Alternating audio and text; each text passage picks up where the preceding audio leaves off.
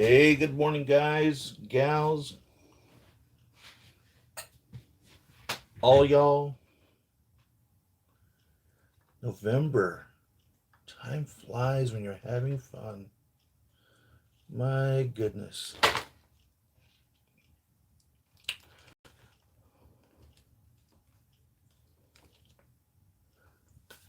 So, I saw Eternals on Thursday. I finished watching Wonder Woman 84. Let's talk about those first. How are y'all doing, by the way?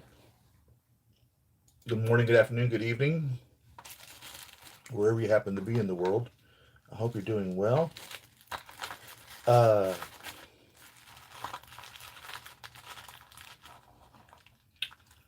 I really enjoyed Wonder Woman 84. Um, and I didn't know much about Wonder Woman. I remember her from when Linda Carter played Wonder Woman, but I don't remember any of the television episodes. I just remember watching it when I was a kid. And I remember the cartoon Justice League, which she was a member of, and she had an invisible jet. So I thought it was neat that they gave her an invisible jet. Um, I thought it was done pretty good. In the beginning of it, when Diana was cheating in the competition, I started thinking, oh gosh, don't tell me they're going to start condoning cheating in this. I really was starting to get very nervous about the direction that the show was going at that point. And I was very surprised, happily surprised, that her mentor or the general or whoever she actually was, I don't remember who she was from the other movie, stopped her and said, "No, you don't win because you cheated." And I was really pleased about that. I was really nervous that they were going to, let her win, to try to paint the movie a certain direction. I was really happy that they didn't do that. And then when they started having these men be very toxic, I was afraid they were going to start man bashing, and I don't think they did that either. I think that it was very valid reasons to treat these people in certain manners and whatnot, and I thought it was a really good movie. I didn't know anything about who um, Minerva. Didn't know who she was because I didn't follow the DC comics of Wonder Woman. I didn't know any of that, so I thought they did a pretty good job explaining the story, and I thought the movie was filmed well, and long movie too, over 2 hours, and I thought it ended well. I liked the nod to Linda Carter. I thought that was awesome, and she's still beautiful as ever. 70 years old she is this year. Linda Carter's 70 years old. She probably doesn't like me saying that, but it's amazing. Still a beautiful woman, beautiful person, and it was really nice. I thought it was a good movie. So they have the ability to make good movies if they want to. DC does. Wonder Woman I thought was a good movie. Now, Eternals. I saw that on Thursday, and I went into that knowing zero about the Eternals. Absolutely nothing about them. I don't ever remember them in the comics. I didn't know anything at all. The only knowledge I had was from the trailer that I'd seen, um, which I was afraid was going to divulge too much information to me, which is always the fear. They want to give you enough information to get you enticed to see the movie, but they don't want to give you too much information, so you don't need to see the movie. I'll say this first: go see it. It's a good movie. Uh, James Bond and the Eternals, I thought, were really good movies. And go see Eternals if you can in the big screen because they really take advantage of the big screen, which was my really biggest complaint about Dune was here's this IMAX movie they're filming, and they really weren't taking advantage of the IMAX ability, which is a huge screen. You know, when you have so much area that you're able to show a story in, utilize all that area. If my eyes aren't searching from the left to the right and from the bottom corner to the top corner and vice versa, if my head's not moving while I'm watching the theater, watching the movie, then you're really not taking advantage of the entire aspect. If I'm just sitting here looking at the movie and my head ain't moving, my eyes are just looking at two people conversing or whatever, and I'm just staying right there in the entire action, you're not taking advantage of the full movie aspect, the full purpose of going to the movie in the first place. Eternals takes advantage of that. And when you do see it, and I'm recommending that you do go see this movie, make sure you're seeing it in a THX or D-Box, or make sure you have surround sound at your house if you decide to stream it at your house. And I say that because when surround sound started becoming really big, 30 years ago, we all had it. But in the last, I would say, 10 or so years, I would say a lot of people have started stepping away from that. They're not setting up the entire surround sound systems in their houses anymore. And this one really takes advantage of that too. So you really get the nice interaction of sound surrounding you. So, and if you can see it in a D-Box, or one of those theaters where the seats rumble or shake or move or do something, definitely take advantage of that. So they made the Eternals with the full-on knowledge that they were making it an entertaining moment for you on these 2 hours that you sit in front of the theater film screen to immerse yourself in the story, and which is the whole movie experience. You want to go to the movies, you want to be entertained, and you want to be immersed into it. You want to escape your reality and live in theirs for that time frame. And I think Eternals did a very good job of that. And again, I knew zero about the Eternals. I mean, nothing about them going into it. It's totally capable of being a standalone movie. If you've not seen any Marvel movie, it makes no difference really to see this. They only made really 2 moments that I can remember in the movie any real reference to any of the other Marvel movies, and that was the one that you see in the trailer. If you've seen the trailer, where the one Eternal says, Thanos snapped his finger and half the universe disappeared. So they make that reference, which is kind of the story, as you can gather from the trailer.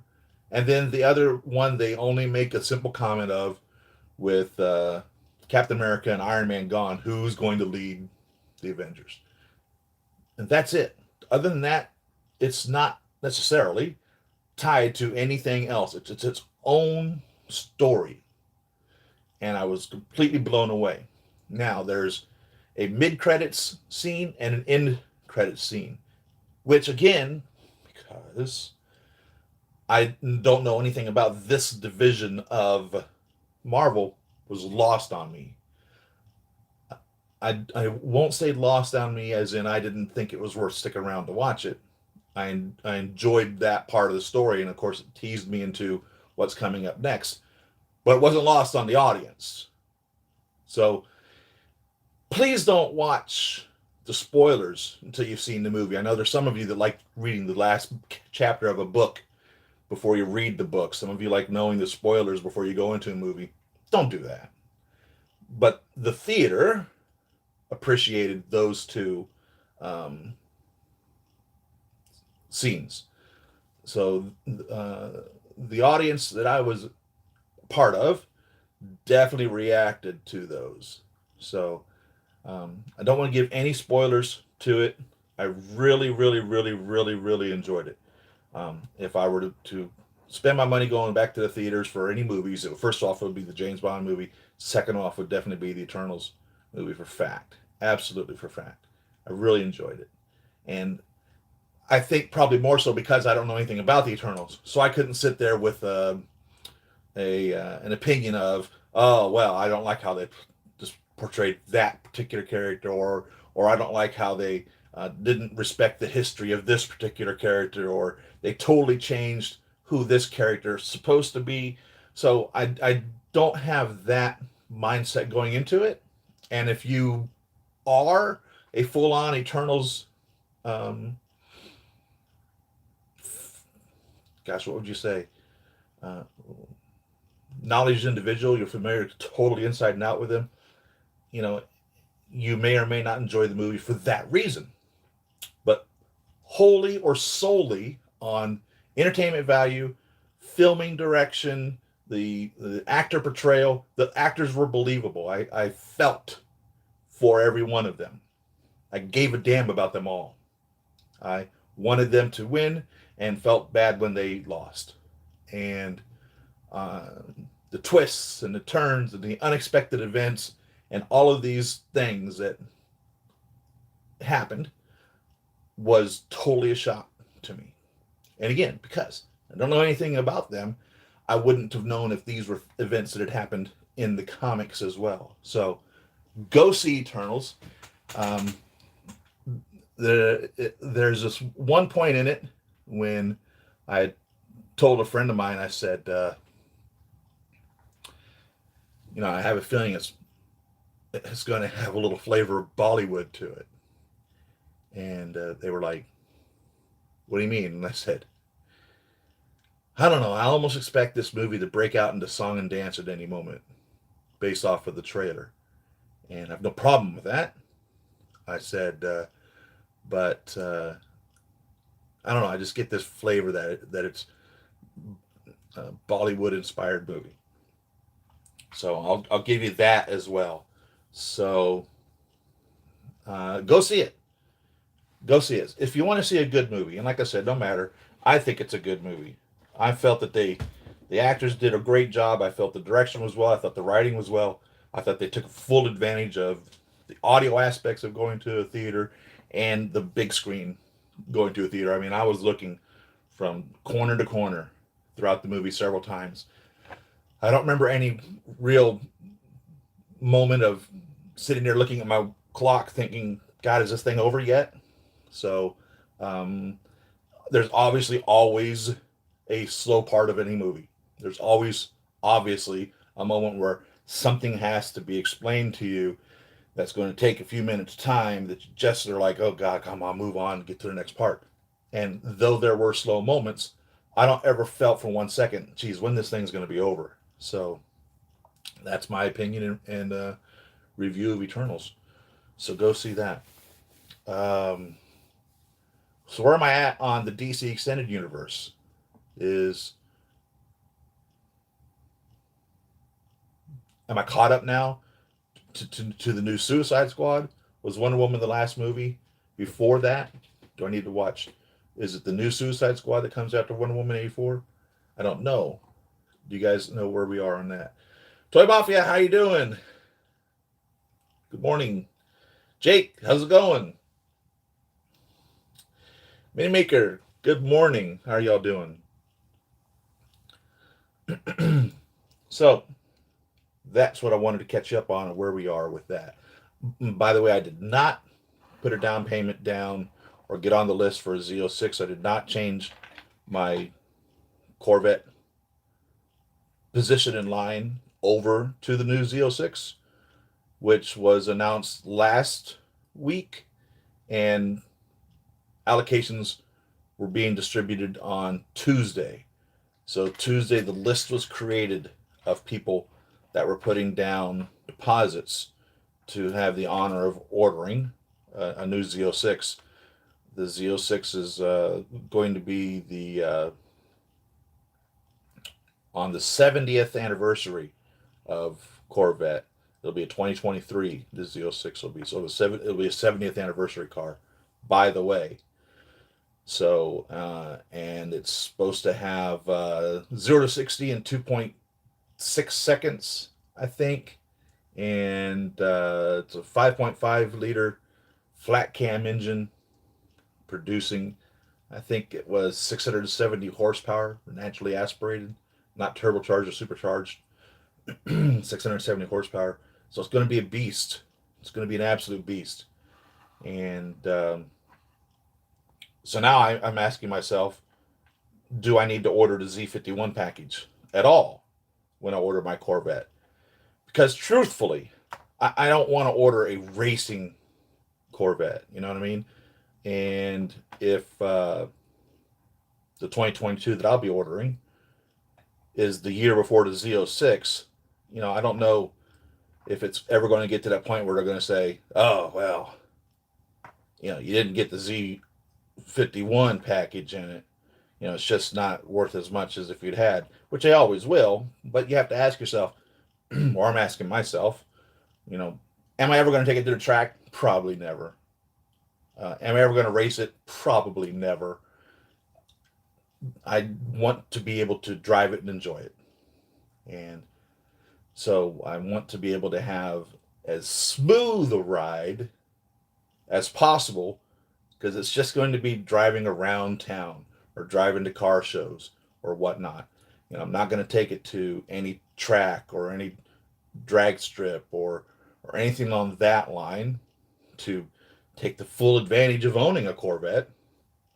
But so I'm having to ask myself, do I want to spend the extra several $1,000s on the Z51 package? And I don't know. I don't know at this point. It's definitely the question. So where I'm at is possibly, because evidently in October allocations were less. They didn't manufacture as many Corvettes at the factory as they had planned to. They planned to manufacture 90 cars a day is their plan. They expect to make 90 cars a day.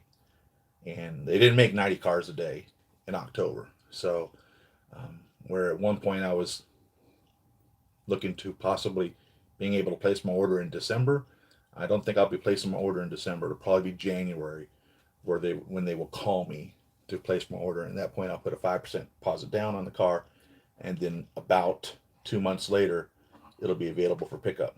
So I'm looking at probably March on the delivery of my Corvette. I'm hoping. So that's where we are with that. Dagger Ansis, how you doing? I got my Fison body for Tifa. Who is Tifa? Matt, 2310, how's it going? Who's Tifa? What storyline is Tifa from?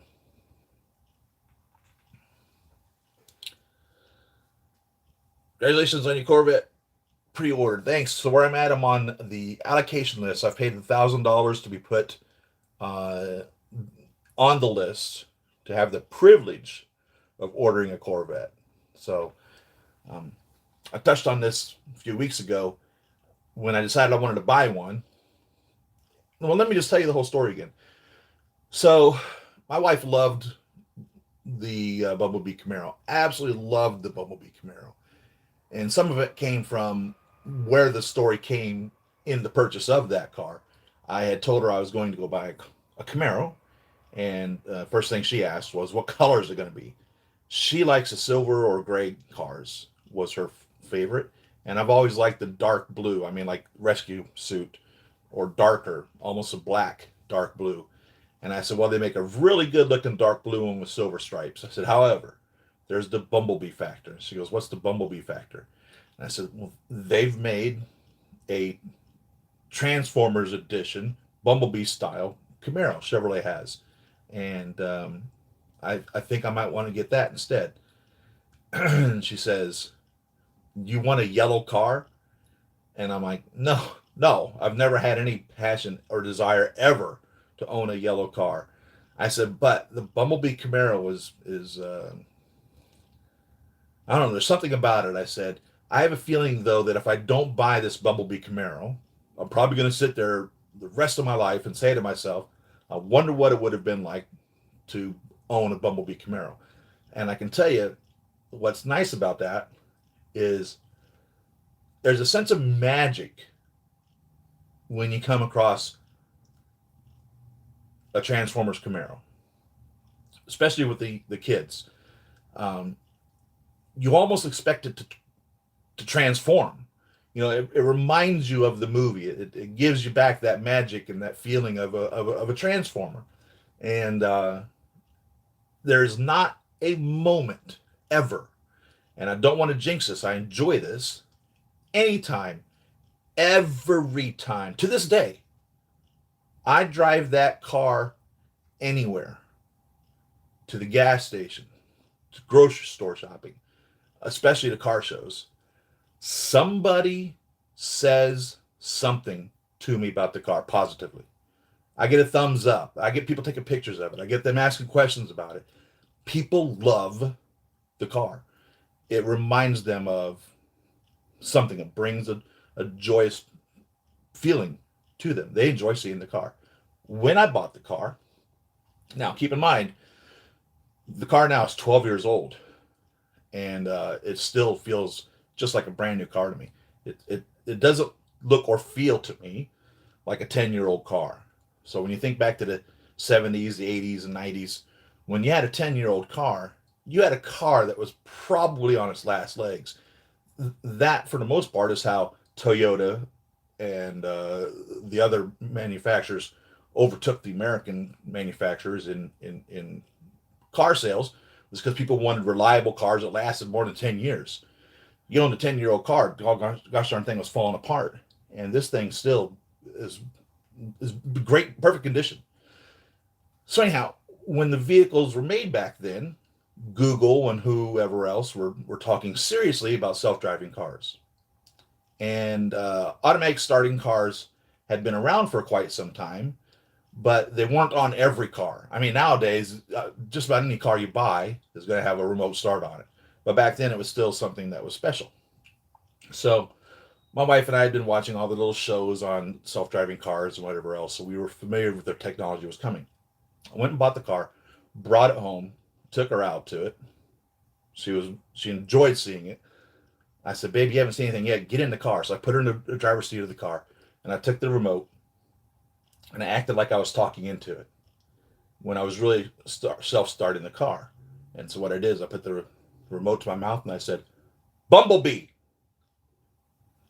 Vroom! The car came to life.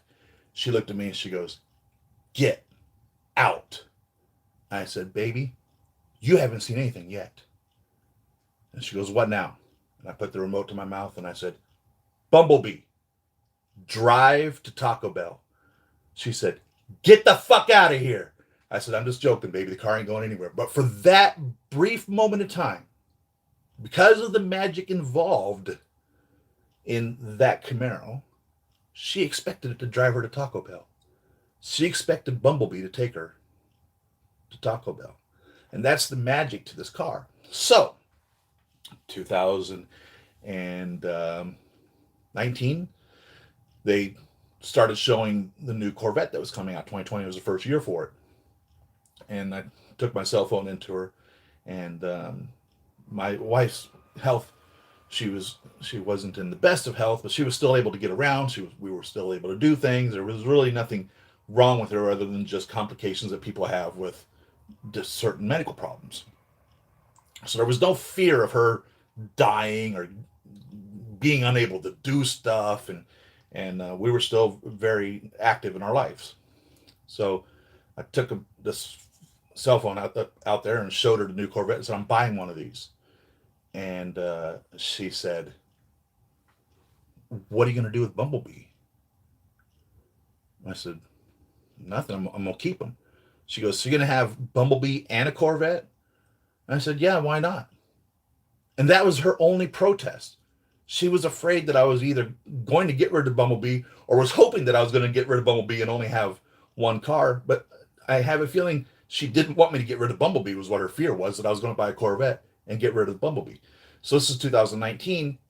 The next month, she had some serious medical problems, and my entire life changed at that point. And buying a car at that time certainly didn't have anything to do with a Corvette. So all thoughts of a Corvette were just whooshed right out the window. It was the last thing on my mind at that point. And then my focus came to keeping my wife alive and trying to make her comfortable, and everything was just totally, my focus just changed to taking care of her. And that was where the last 3 years of my life went uh, with that. So now fast forward to when we bought the van to transport her around for her medical appointments and such. And my neighbor, I asked him to help me sell it. He's one of these Amazon guys that sell stuff all day long on Amazon. And he's like, yeah, I'll do that for you, but why don't you just keep it? And I'm like, because it has absolutely zero purpose for me. It's a medical needs vehicle. It's not a cargo van. It's not a passenger van. It's not a luxury van. It's not a cruising about town van. It's not a camper van. It specifically is designed to put medical needs people in it. People that are confined to a wheelchair, or not necessarily confined, but require a wheelchair or some sort of other device to be transported around. And it can't be converted to anything else other practically. And the guy's starting thing was $77,000. So all of these reasons I don't need to see it. And I said, on top of that, if I'm going to spend $77,000 on a vehicle, it certainly wasn't going to be on this van. I said, I just was off the top of my head. I said, I'd rather buy a Corvette. I'd rather spend that amount of money on a Corvette. And at that moment, I was like, wait a minute, why the hell aren't I buying a Corvette? And that's how that came into motion for that. So it's kind of that long of a story. When she had told me that about what are you going to do with Bumblebee, I immediately posted on Facebook. Any of you that have been following me back then, I literally said, she didn't say no, which is what I expected her to say. I expected her to say, no, you're not buying a Corvette. She didn't. So I kind of feel that I had her blessings. She never once ever said, whatever you do, don't buy a Corvette. That was never her response of it at all. So that's how that came about in regards to things. So that's my story of the Corvette and why I'm getting it and how it came about.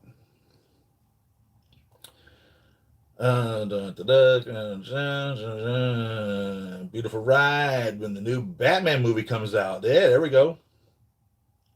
Tifa's Final Fantasy VII. This is a remake, and the bust was too big on the original. Oh, okay, cool. Go all in, man. Yeah, right? Right? Thank you very much. This is the original Vision, and actually Hot Toys really only made one so far. But it has the head that came from the Vicious. I forget what it was called, which was this figure from Flashpoint from the Scarlet Vision television series.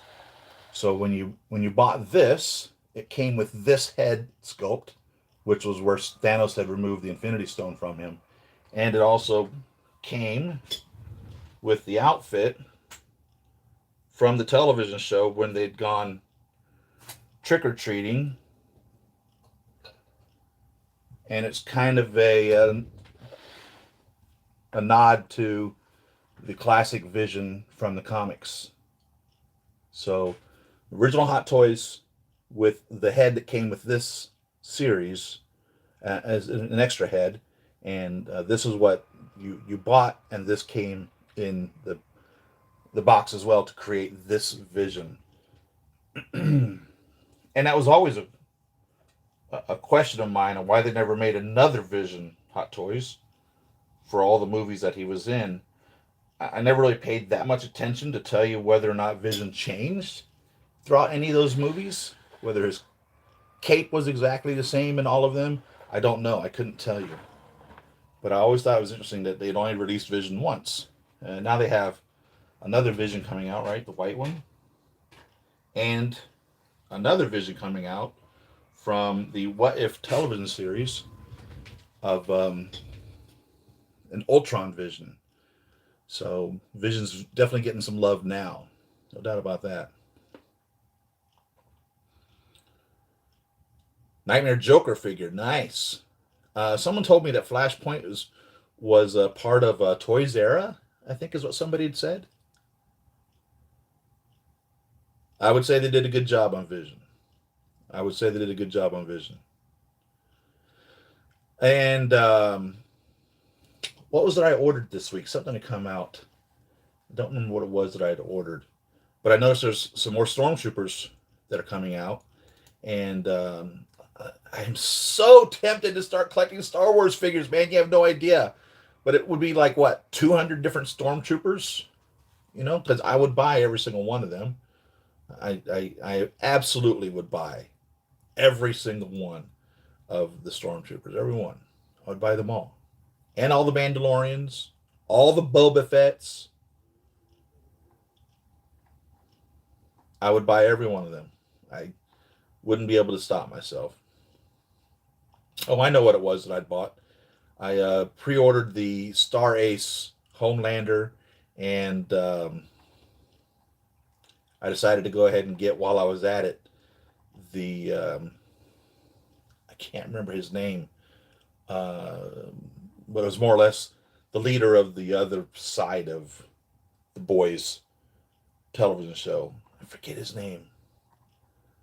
But that's what I decided to go ahead and pull the trigger on that. I'm hoping that Star Ace will make all of the Boys, because I really enjoyed that series. It was another angle on the life of a superhero, kind of like The Watchmen was another angle of superheroes. The Boys is definitely a different angle of looking at superheroes. So if you've not had an opportunity to watch The Boys, I think it's on Amazon. I recommend it. It's a good superhero show.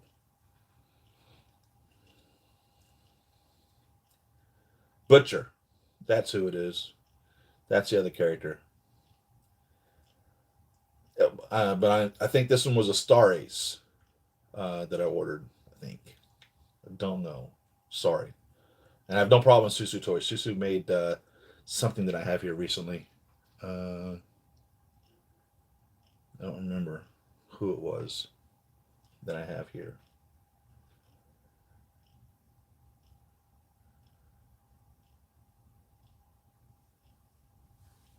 Oh, is that who that was? Okay, yeah, I've seen the polka dot. Because I haven't seen the new Suicide Squad, which is, I guess that's what this is. Uh, so that would explain who that character was. I was wondering who a polka dot was.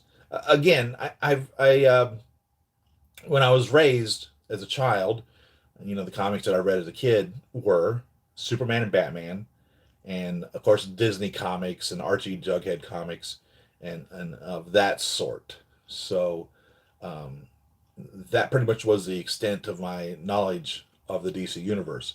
And then of course the Adam West Batman and the cartoons that had been on television back then, Justice League of America, and Spider-Man and His Amazing Friends, which had Firestar and Iceman. I don't even understand all that. And then there was another show. I can't remember now what it was. But anyhow, Shazam. There was a Shazam and ISIS Hour or something like that. I think what it was. And so I enjoyed watching that. So that was the extent of my knowledge. But then I discovered Spider-Man. I mean, really discovered Spider-Man with the Secret Wars, and with the introduction of the black suit, and all of a sudden that became a superhero I could totally relate with. Just a normal kid bitten by a radioactive spider that all of a sudden the entire weight of the world was on his shoulders. And so then all of my focus became on Spider-Man because I could totally relate with him in regards to things. Whereas I certainly could never relate to Superman. All props to Superman. Superman obviously is totally Superman. But I wasn't flying. I wasn't shooting laser eyes out of my face. He was an alien from another planet, and that's how he had his ability. And Batman being a gadgeteer, was full on just totally rich and able to buy all of the gadgets. So, and he was a little bit insane. So those were the two unrelatable superheroes that I followed. And then when I discovered Spider-Man, I stopped following anybody and just only, you know, gobbled in as much Spider-Man as I could, and that became my superhero. My superhero. So I don't know very much about anyone outside of that. Most of the time, as I was reading the Spider-Man comics, they'd have crossovers, and that's where I would be introduced to these other characters in the Marvel universe. But I certainly didn't have any introduction really into the DC universe outside of that small little, you know, shows that were presented to me. For instance, obviously Wonder Woman, but I don't remember much of them. I just remember Linda Carter being Wonder Woman. Uh, I was a little curious. What the hell was she doing flying? She had an invisible jet because Wonder Woman couldn't fly. Now, I understand that in all truthfulness, really, supposedly, Superman really isn't flying either. Supposedly, Superman is just pushing himself off with such strength that he's able to glide through the air. He doesn't have supposedly the ability of flight, but that is totally contradicted with how he will just stop and hover right in front of you. So obviously, he has the ability to fly. But what the hell was Wonder Woman doing flying in Wonder Woman 84? Was she supposedly just gliding also, pushing herself off with such strength, or actually using the lasso of truth to propel herself? And that's all she was really doing, was just a controlled fall? I don't know. I don't. I had no knowledge that Wonder Woman flew through the air. I thought if she had to get anywhere, she had to get in her invisible jet. So I don't know what that was all about. That was really my only real complaint of it, only because I didn't know Wonder Woman flew. Now, if she flew in the comics, if they explained her flight, or if they dismissed that she wasn't really flying but just propelling herself through her strength, and or the momentum gained by her pulling on her lasso of truth, okay, I guess I could buy that to some degree. Well, all props to Wonder Woman. She is totally a complete and total badass. I would say she's easily, gosh darn, very equal to Superman in strength and ability. So, um, I thought that they did a really good job of doing that with Wonder Woman. By the way,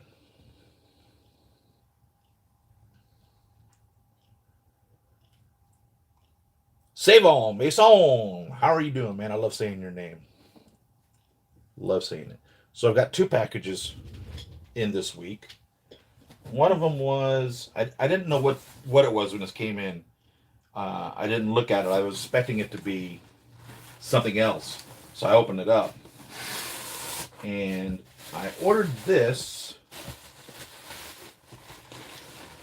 only because as a child I enjoyed the show Lost in Space. Of course, that iconic robot from that movie. So when I saw this, I was like, oh, hell, I've always wanted one of these. So I bought it. This is a 1/6 scale plastic model. And if I have to do any painting to it, it's not going to look good at all. If all I have to do is just glue it together, it's going to be great.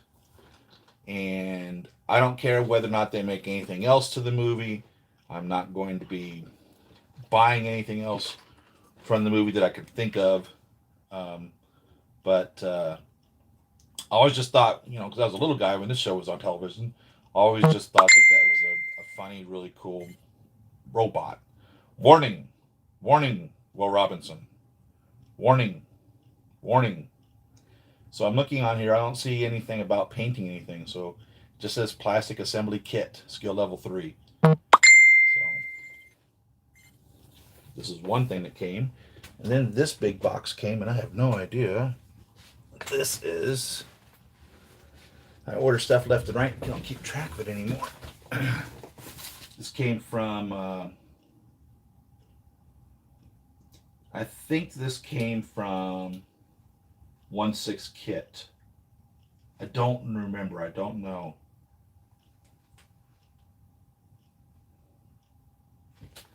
So I'm going to open it up and see what's in this.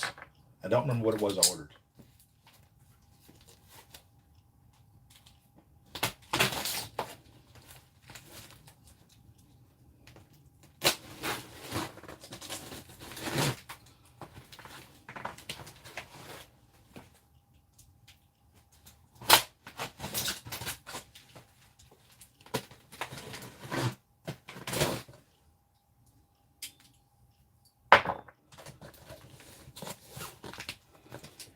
TB001. TB001. What the hell is TB001? Big box. That's a fact. It's not heavy.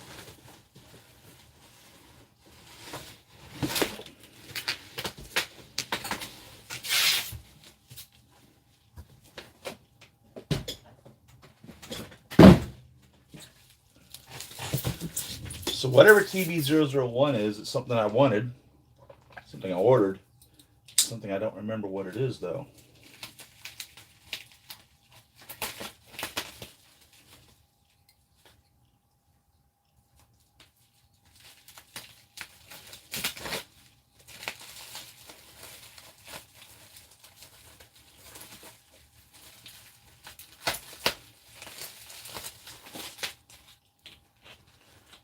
These little corner protectors that they put on the packages.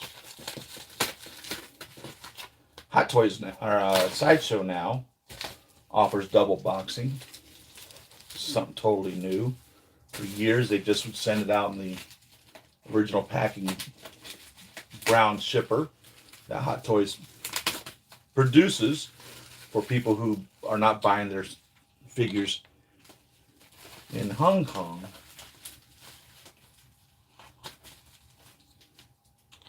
And they would just ship that out. And a lot of times collectors want the brown shipper.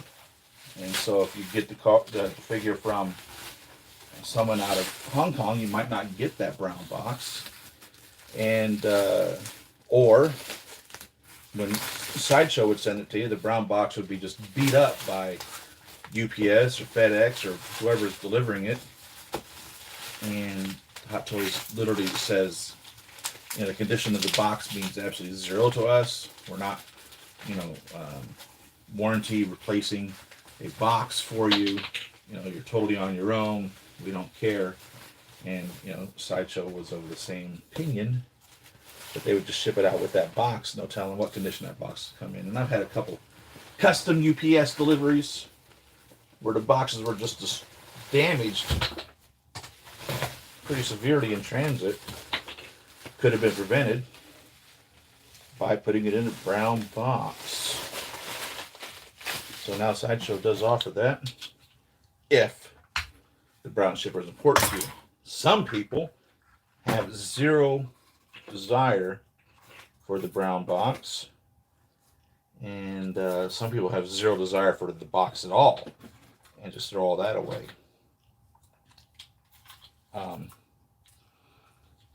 And I disagree with either of those thoughts. I keep the brown boxes and the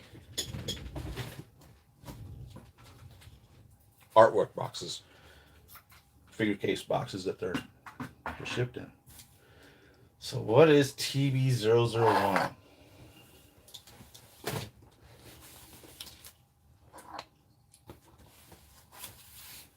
You guys probably already know what it is. I have no idea.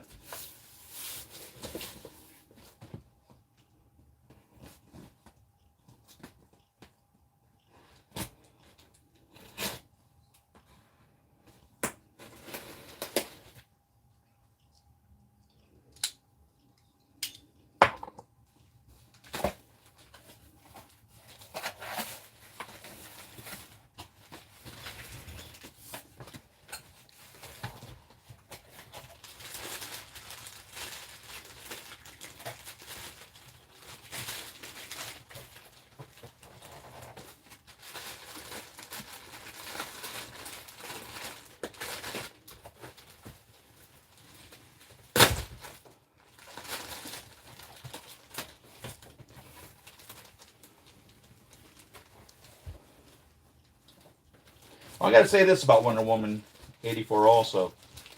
Um, it's nice to see a movie where someone is trying to portray it taking place in the 80s and they not be trying to make it look campy and stupid. I mean, we took ourselves pretty serious in the 80s. There was nothing campy or stupid about it to us back then. Just like the 70s, where people were wearing bell-bottom pants and their shirts unbuttoned down to their belly button with all sorts of gold dangling from it. They took themselves very serious with that. So I felt that they did a good job paying respect to the 80s decade. And so I appreciated that. But it is funny, obviously, being a product of the 80s, more or less becoming an adult in the 80s. There were some minor faux pas, I suppose I would say, that I found were interesting throughout the movie, where I'd say, yeah, that's not from the 80s. That's not how things were in the 80s. But it was so minor, only somebody from the generation would even pick up. And one of them was, of course, they had the one person that was working in the office who wasn't wearing a tie, the one guy that wasn't in the tie. And I'm like, no, if you worked in an office, any office environment in the 80s, by golly, you wore a tie, period. The older generation was still running things with a tight grip. There was no relaxed anything. You were lucky if you had a casual day Friday and you still had to wear a collar. You certainly couldn't come to work in a t-shirt. And so no, it was full on. You had to dress yourself up. If you worked in an office environment, you were wearing a tie. You didn't always have to have a coat, but you definitely had to have a tie. And especially in DC, you were definitely wearing a tie. You're probably definitely wearing a coat because that was still part of the uniform that office people wore at that point. Another thing was the guy had said that he wished for a coffee. And back in the 80s, there really wasn't gourmet coffee shops everywhere you turned around and looked. Freely available was full-on coffee at every place you worked. Everywhere you worked, they offered coffee in a styrofoam cup.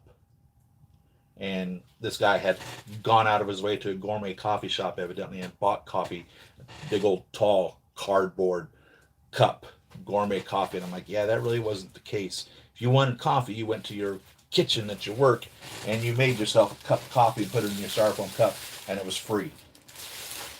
So that was another thing I thought was interesting. And then, of course, when the government was driving around, the little army guys were driving around. It's supposed to be 1984, and they showed up in Humvees. And I was like, now, best of my knowledge, the contract was only awarded in like 1983 or 1984 to begin development on the Hummers. I don't even think the Hummers went into the military service until Desert Shield, 1989. So those were the things that I had an issue with.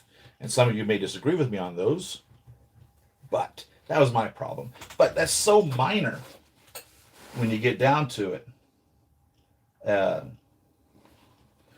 Underground Kingpin, that's who this is. Kingpin has been portrayed by many people throughout television shows and movies over the years. And sometimes they think they do a really good job of it. And sometimes they don't do necessarily as good a job of it. But when I saw this, I was like, oh yeah, that's a Kingpin. And he's just a generic figure. I don't believe he looks like... I don't know who he's supposed to look like. If he's supposed to look like specifically someone portrayed from one of the shows specifically, but come on, Kingpin, he's the leader of the bad guys, right? So no, I had to get this when I saw it, and Don't be fooled by Kingpin's size. Those of you that know, obviously, Kingpin is not fat, it's pure muscle. He will kick your ass up and down the street. You do not want to get into a fight with Kingpin. I don't think he has a superpower per se. He's just the kingpin of crime. And I guess you would say his ability, if you were to give him a superpower, would be his strength and his fighting skill. Maybe his intelligence. He's never given me the appearance of being stupid. So those, I guess, would be his superpowers if you were to say or ask, what is Kingpin's superpower? And I would say those are his superpowers. Now, looking at this, first off, I'm going to say, holy hell, he's huge. I think he's outside of scale in that regards. I don't think Kingpin was 8 feet tall.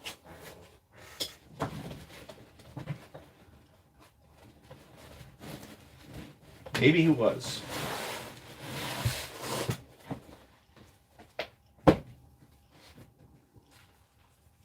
See if we can get a tape measure on him here. Let's see how tall he is.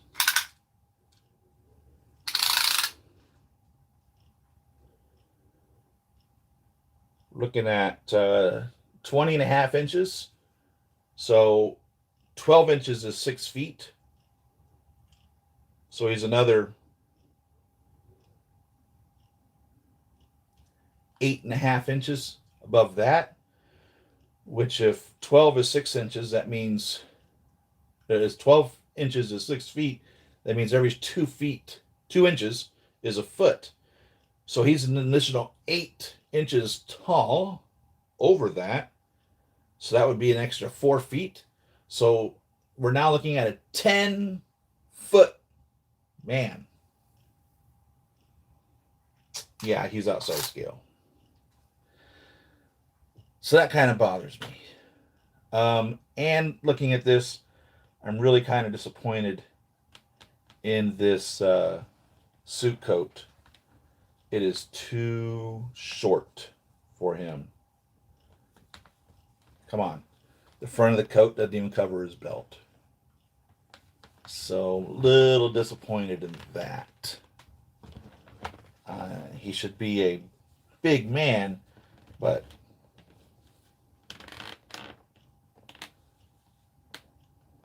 10 feet tall? Kingpin is not 10 feet tall. I'm sorry. That's a problem. So he's definitely not a 1/6 scale figure. For instance, here's Miles Morales.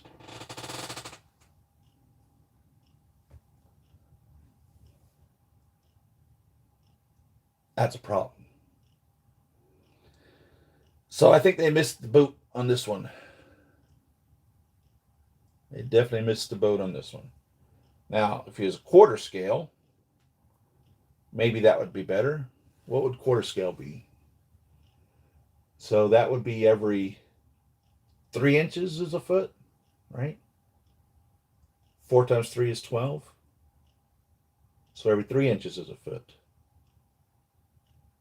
So if that's the case, with him being 20 inches, 6 foot tall figure would be 18 inches. And then being 2.5 inches beyond that, that would make him a 7 foot tall figure and a half of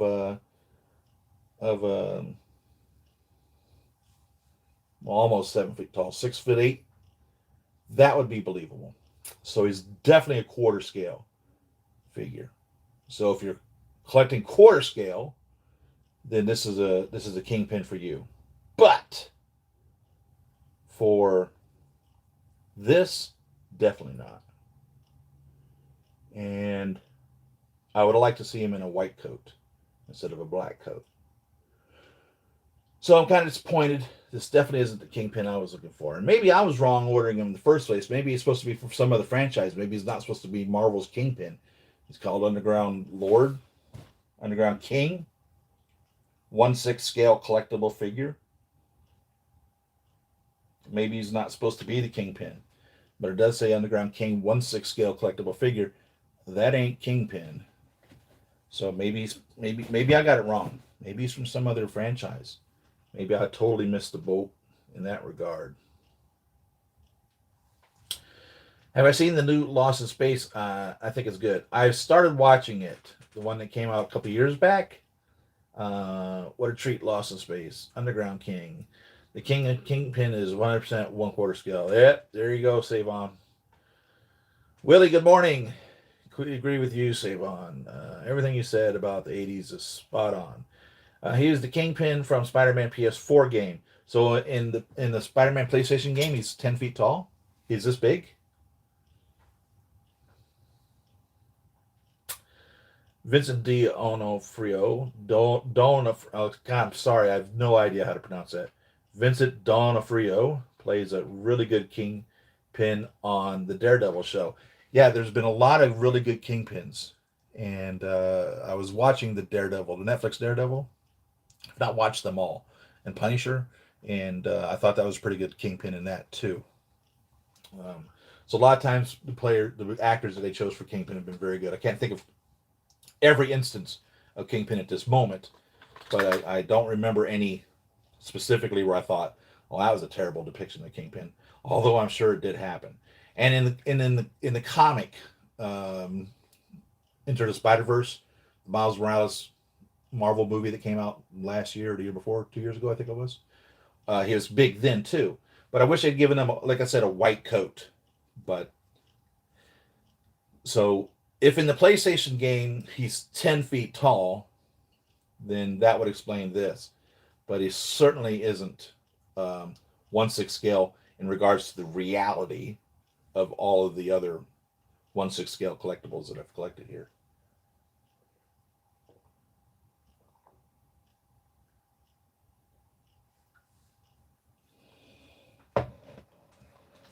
So I'm disappointed about that. But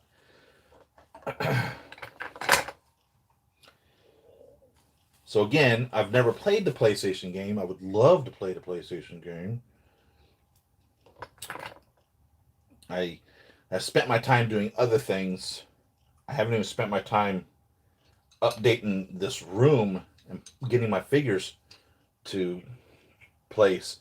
So the last thing I need to do is start playing that PlayStation game. But my God, I want to play the PlayStation game. It comes with 2 canes, big monstrous canes. One with a skull on it and one with a cobra head. I don't know what that's all about. Again, I think I remember him carrying a cane with a diamond on it. I don't remember, to tell you the truth.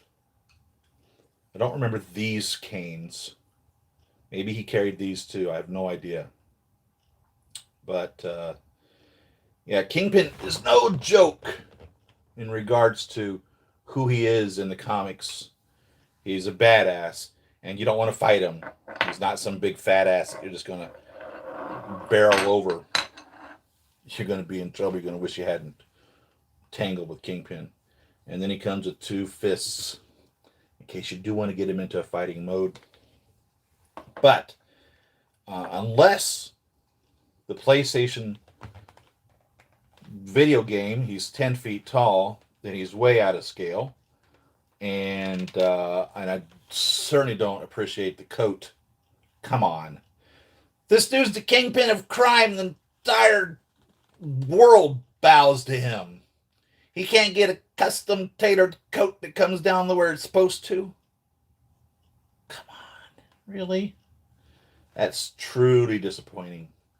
Truly disappointing. I mean, what the hell? That's just terrible. Whoever cut this coat didn't realize they were doing such a big figure, evidently. They certainly screwed that up. That's really disappointing. I suppose, actually, I would probably just take this coat totally off and just have him in his vest preparing to kick someone's ass. Because this coat actually kind of pisses me off, to tell you the truth.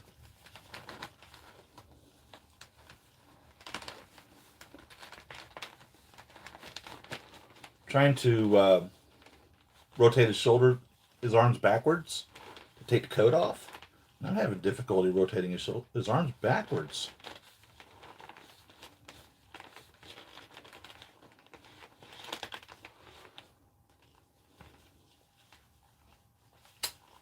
So is this Toys Era that made this? Is this Toys Era? Let's have a look.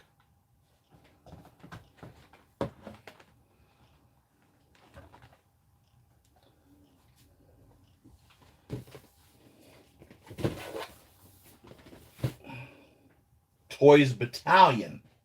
TB001 Toys Battalion. So I'm assuming then this is their first figure. And they screwed it up.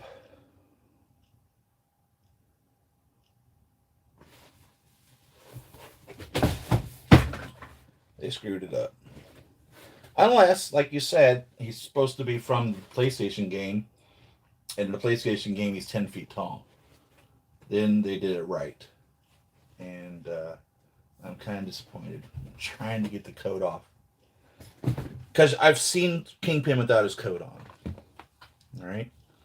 And again, I'd much rather this coat be white. So I'm not, now maybe in the video game he wore a black coat.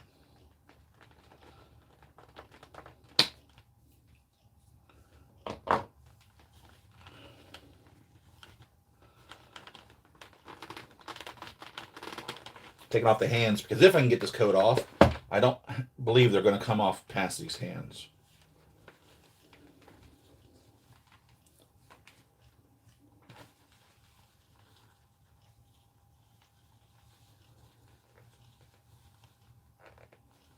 Yeah, and next to a quarter scale Spider-Man, totally is 100% quarter scale. 100% quarter scale in that regards. But, like I said, that sounded like something ripping right there. But like I said, if as Savon says, he's supposed to be from the PlayStation 4 game, and I don't know how big he is in the PlayStation 4 game. Is he this big in the PlayStation game? Is he 10 feet tall? I mean, he's a big guy. He was big in the Enter the Spider-Verse television movie, which I thoroughly enjoyed that movie. Speaking of upcoming movies, of course, we got the Spider-Man movie coming up. Morbius movie coming up. Morbius, again, is another character I know very little about. I think he was introduced in a Spider-Man comic, which I'm sure I have someplace.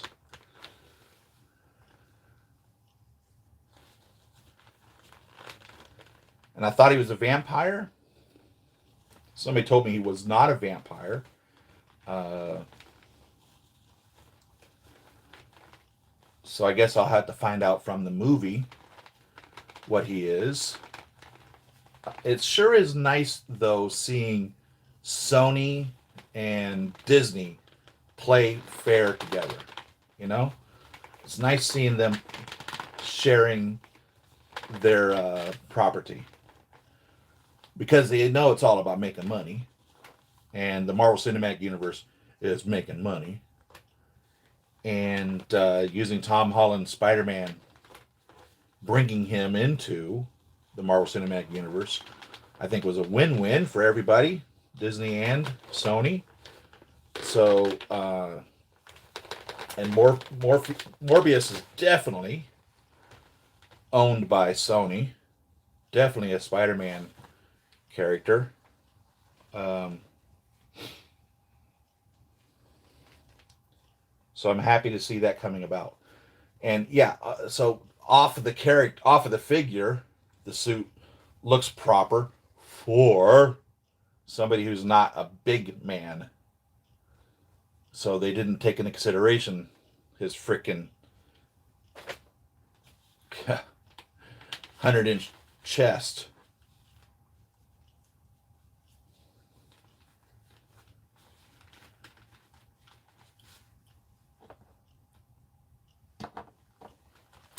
ankle's really loose, so you're definitely not standing him up on his own. Definitely not wanting to leave him unattended.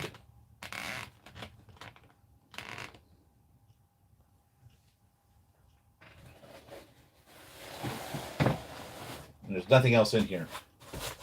There's no case. I don't see anything else hidden.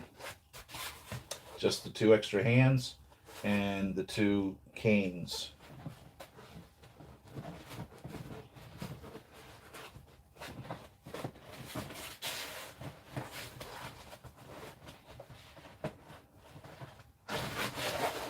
So, you want quarter scale, guys, you got yourselves a Kingpin. This guy's a beast. He looks much better without the coat on. Put him in this with his vest. Much better. He doesn't look like a slob, you know. And Kingpin was never a slob.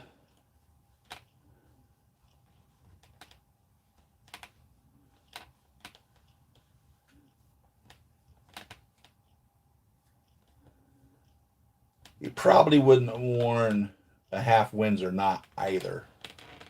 He probably would have worn a full Windsor knot. He probably would have had his top shirt buttoned.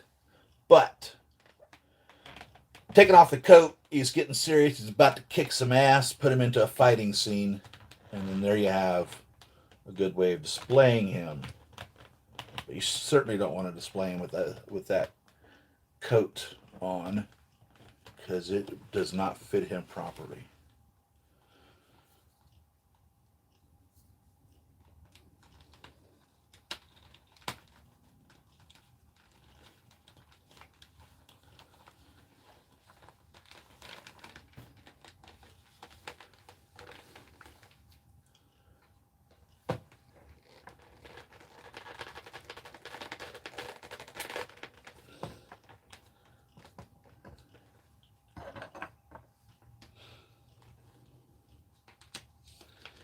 And these hands will hold the staff.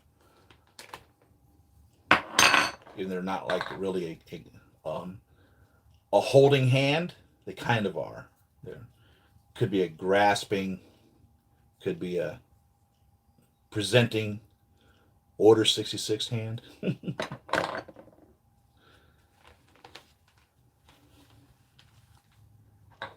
put a fist on his right hand. Let's give him a fist.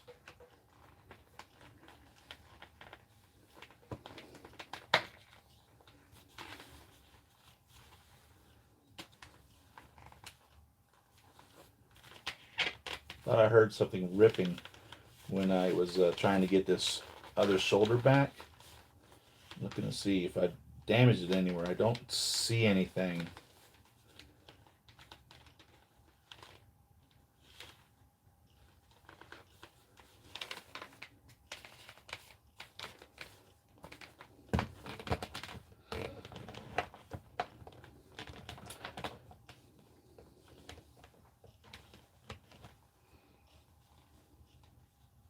I wonder if he can roll his sleeves up. Or if they sewed them together.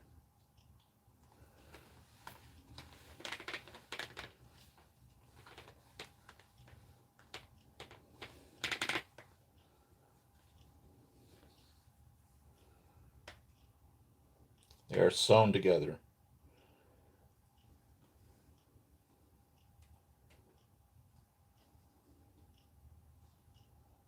So if you're going to roll his sleeves up like getting him ready for a fight, you're going to have to cut the threads that keeps this cuff together. They sewed it together.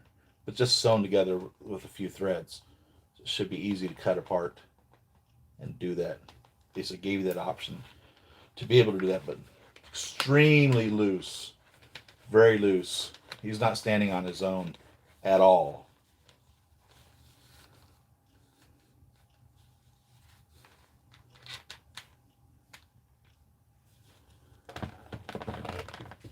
He's Juggernaut size, isn't he? He's probably bigger than Juggernaut, truthfully.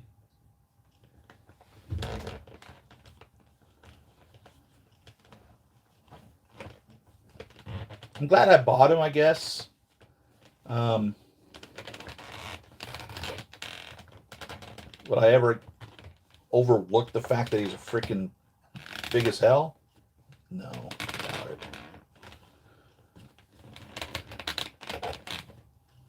Does he tell the story? Yeah, he tells a story.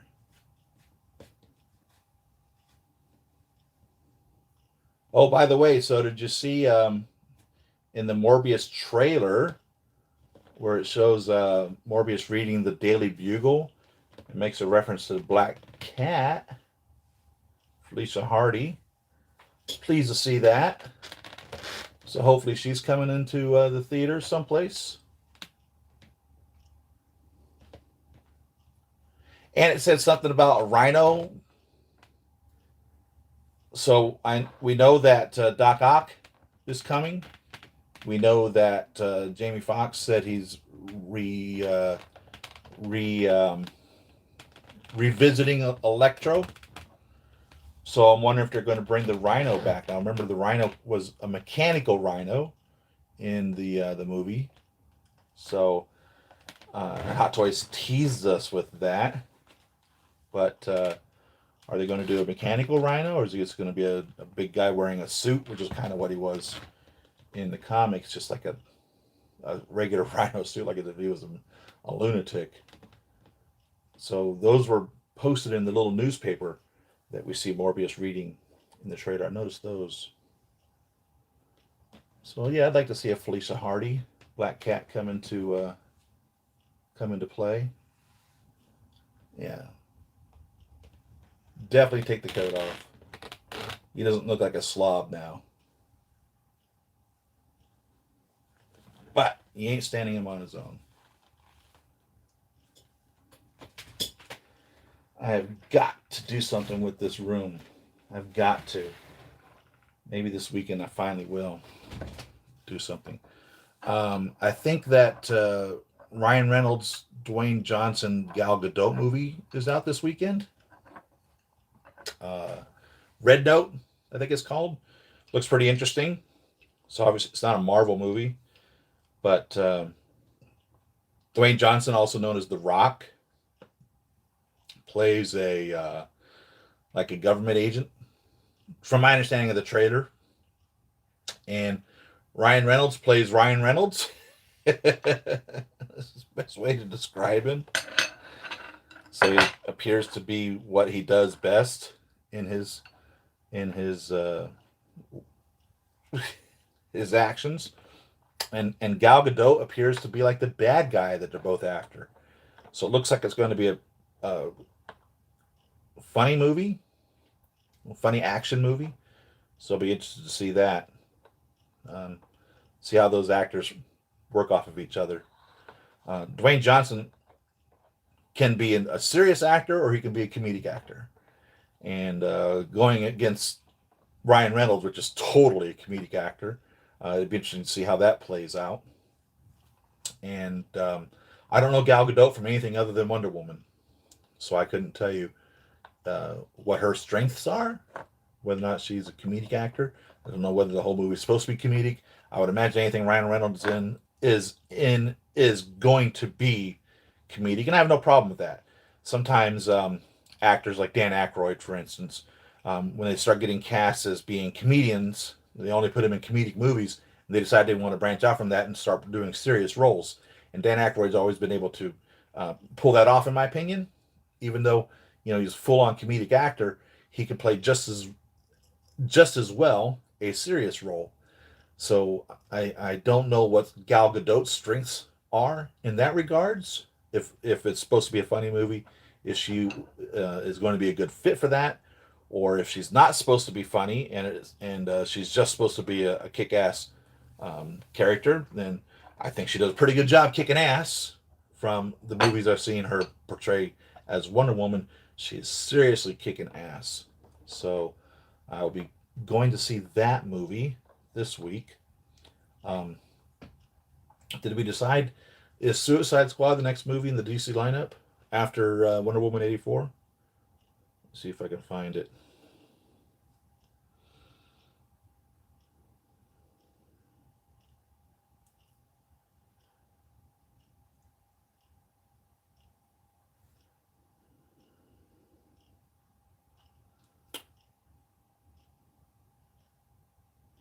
I ordered a new computer.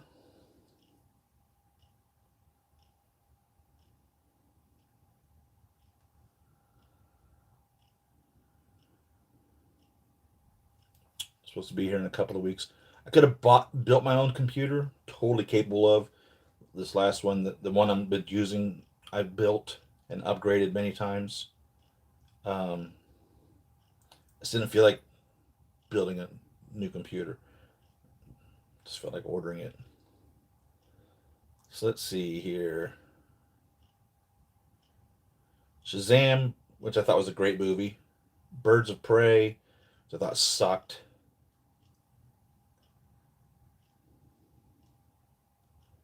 Wonder Woman 84, Zack Snyder's Justice League. So Zack Snyder's Justice League, which was a question one of you guys had asked me earlier whether I had saw Zack Snyder's director's cut of Justice League when I saw the Justice League a few weeks back, or the original one. And so I didn't know that there was a difference.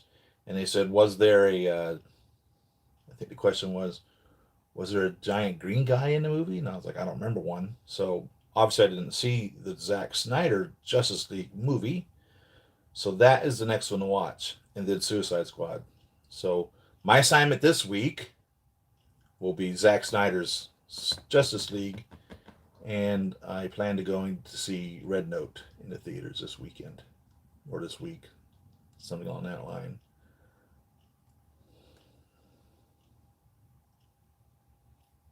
So that's my plan for that.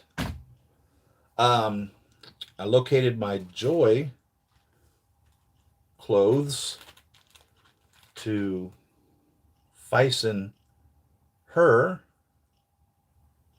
into the alternate outfit that came with Joy. So Joy came with the ability to make three versions of her: the yellow coat outfit, the blue-haired outfit, or well, there's no outfit; it's just the blue-haired Joy, the demo Joy, and then the black shirt outfit. I was trying to remember what all was involved with that.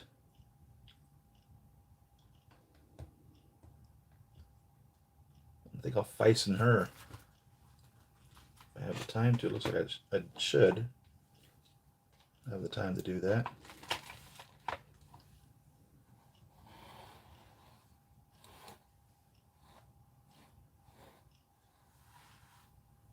He's supposed to be the Kingpin from the Spider-Man PS4, PS5 game. They missed the scale totally. He's not 10 feet tall in the game either. 6'9". Yeah, they blew it. They totally blew the scale. But I imagine there's a lot of you out there that have the quarter scale Spideys, and he'd be perfect for that. Because of my extensive collection, I try to stay along a certain narrow path of figures that I collect.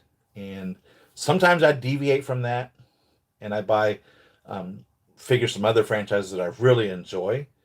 And sometimes I get totally sidetracked with my Star Wars. And I have a feeling Star Wars is going to start taking over. I'm going to be really sorry about getting wrapped up in Star Wars not because I have anything against Star Wars. I absolutely love Star Wars. I've loved the franchise from the beginning. Pissed off how Kathleen Kennedy started handling it. Very happy to see John Favreau and Dave Filoni holding it properly to the metal that it should be. Good to see. I would love to see a reboot of those last three movies. I'd love to see those done properly. But I am trying to stay away from Star Wars because I'll buy them all. And I couldn't even tell you how many Star Wars 1/6 scale different figures there are. 500 maybe, easily. Same thing with the DC universe. Same thing. I've bought God, what's his name? Uh, Deathstroke, because I've justified him as being an alternate universe Deadpool, and I've bought multiple universe Deadpools because I enjoy that character. Never really followed him much in the comics, but just fell in love with his portrayal by Ryan Reynolds, and totally became a Deadpool fan at that point, and started doing research and loved the alternate universe Deadpools. So that's why I bought Deathstroke. It's a cool looking figure, and he's literally the inspiration for the Deadpool figure. Come on, every one of us that has any idea knows that Marvel 100% ripped off Deathstroke to make Deadpool, and they took Deathstroke and they made it better, in my opinion, um, character. Uh, Deadpool could totally kick Deathstroke's ass. I don't care what anybody says, and so that's my DC. I'm even scared to death to buy just a Superman and a Batman and a Wonder Woman because okay, Superman, who would I get? Christopher Reeve, Dean Cain, or Henry Cavill? Cavill. I'm not sure how you say his name. Which one of those would I get? Love Christopher Reeve. I think Henry Cavill's doing a great Superman. Love Dean Cain, Adventures of Lois and Clark. I thought he was a great Superman. So which Superman do I buy? Same thing with Batman. Do I get the Adam West? Do I get the Michael Keaton? Do I get the Christopher Nolan? Do I get Batfleck? Which Batman do I buy? So next thing you know, I'm buying a whole other room of DC universes just to do the Superman and the Batman and Wonder Woman. I mean, come on, it's either going to be Linda Carter or Gal Gadot. Couldn't go wrong with either one of those. So again, we're just talking about the reason that I don't collect these pieces is because I would collect them all of them.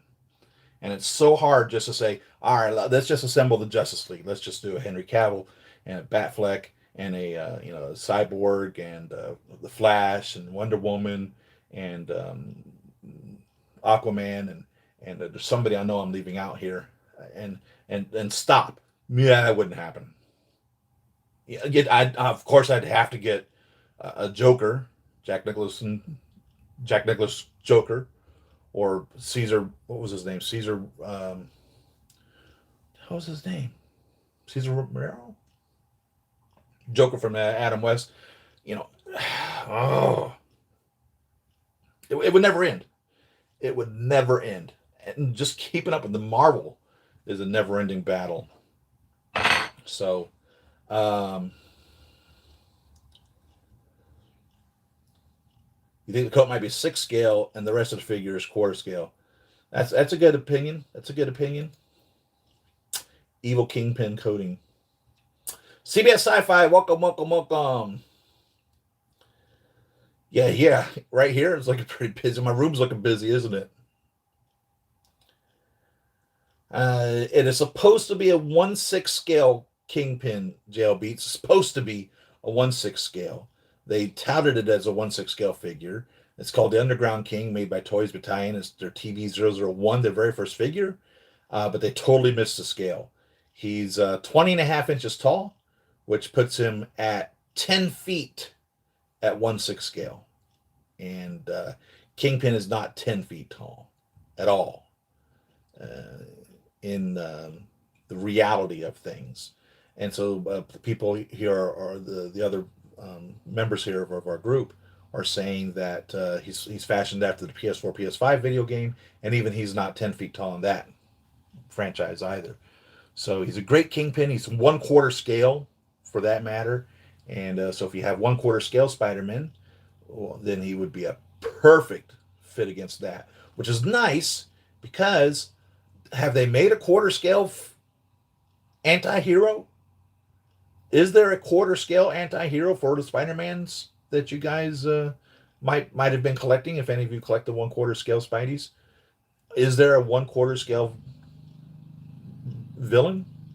I don't know. I don't keep track of them. I think NECA is probably the premier quarter scale manufacturer, right? I know Hot Toys makes a handful of them, um, and there's definitely a few quarter scale Spideys out there.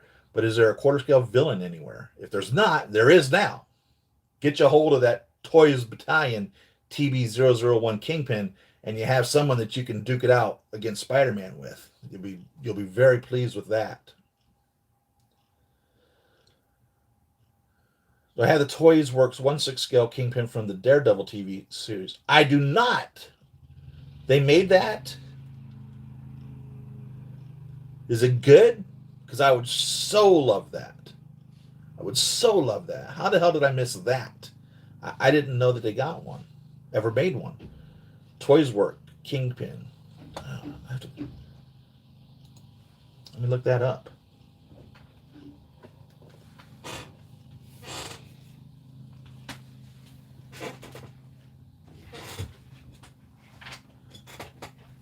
I think this weekend I'm gonna work on the house. I'm going to start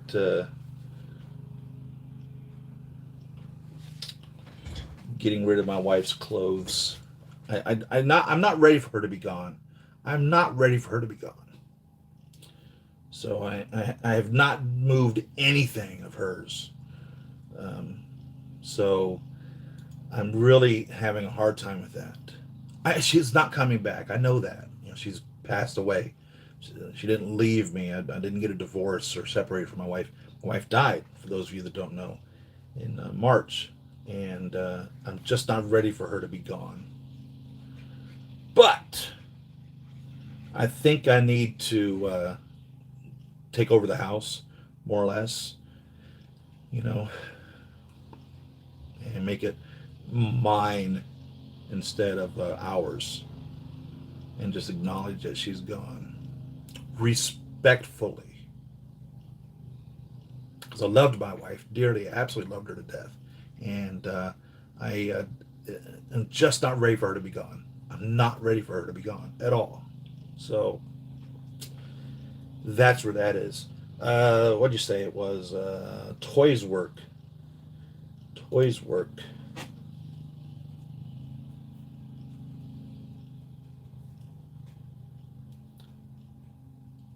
You know what that was called? The Toys Work one?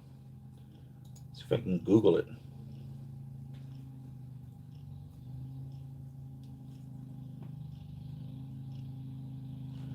Probably Toys Work the Boss.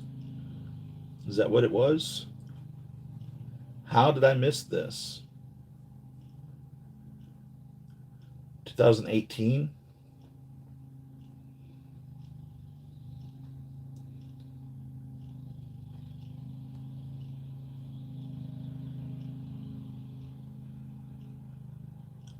Well, now I know what to track down. Thank you very much for that. Toys Work the Boss is what he's called. Oh, now this looks good. That looks really good. And he comes with the white coat. Yeah. And he's got the cane with something on it, possibly a diamond. So that's the Kingpin that I recognize. It's a good looking Kingpin. I have to track that one down. Now we're talking. That's Kingpin.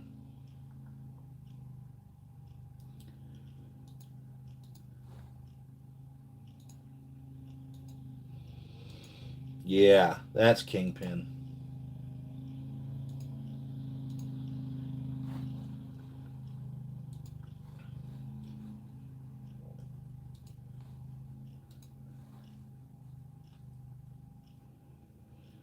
In-game 2012 Captain America. Nice. So that, I think I ordered, gosh, 3 or 4 of those, truthfully. Because, needless to say, he would be displayed with the Tony and whatnot traveling back in time. But he also totally replaces that Captain America That was made in 2012. So couldn't help myself getting multiples of that when he comes in. I love the pictures that you send, CBS Sci-Fi. So if you guys ever really want to reach out to me, Facebook Messenger, you can reach me. And a couple of you have sent me photos. I think Save Mason sent me some photos as well of your collections and your pieces, and they look great. Absolutely look great. And I appreciate all of that communication that you guys have. And the channel's small enough that I'm able to contact you guys right back. I don't blow you off unless you're like a troll, and none of you have been bad to me for the most part. So I have no problem communicating with you guys if you ever wanted to reach out to me on Facebook Messenger. You do as you do. Yeah, yeah. Thanks. You know, it's hard. It really is. I cry frequently thinking of her. I was just fighting back the tears right now talking about her, and I loved her totally, and we had a great relationship. Her and I did, and it gives me hope for humanity because I believe truthfully that there's people out there that you'll click with, and I totally stand behind my opinion that if you're not in a good relationship, you're not in a relationship you should be in. You know, don't ever get involved with somebody thinking you're going to change them to make them what you want them to be. They are who they are, and if you're not getting along with them, something is wrong. You know, if you're fighting tooth and nail, there's a problem. You're not with that right person. I hate to say it. So don't don't settle just to have someone there. It's not your fault that the relationship's not working. As long as you give a damn about yourself, okay, and you try to be a good person, and you work at trying to relate with other people, and you're not a jerk or an asshole, more or less, and you know, there should be no reason why you should be treated as such by your partner.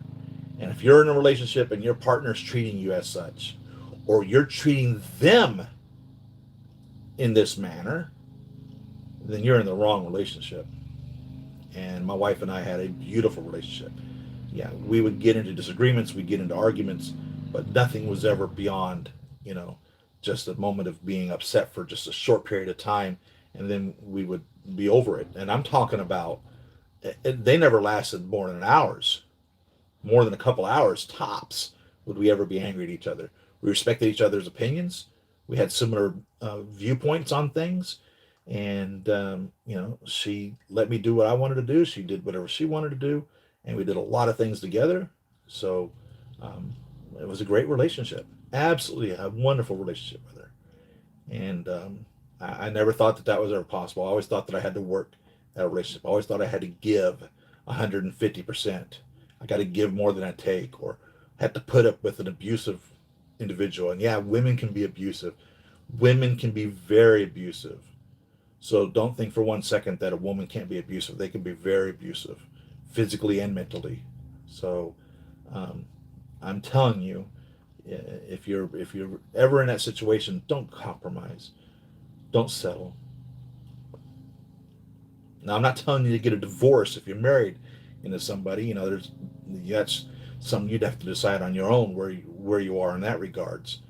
But you shouldn't have to work out a relationship. You should want to do these things, and they should just come naturally. I never had to do anything other than just be myself with her, ever, ever, always. It was great. And what's so sad is, gosh, I don't know if there's another person out there exactly like that will match with me now. So I may end up having to spend the rest of my life living in just with her memories. You know, I met literally my soulmate. Will I meet her again? Will I meet another person that I 100% mesh with like that? Jeez, who knows? Who knows?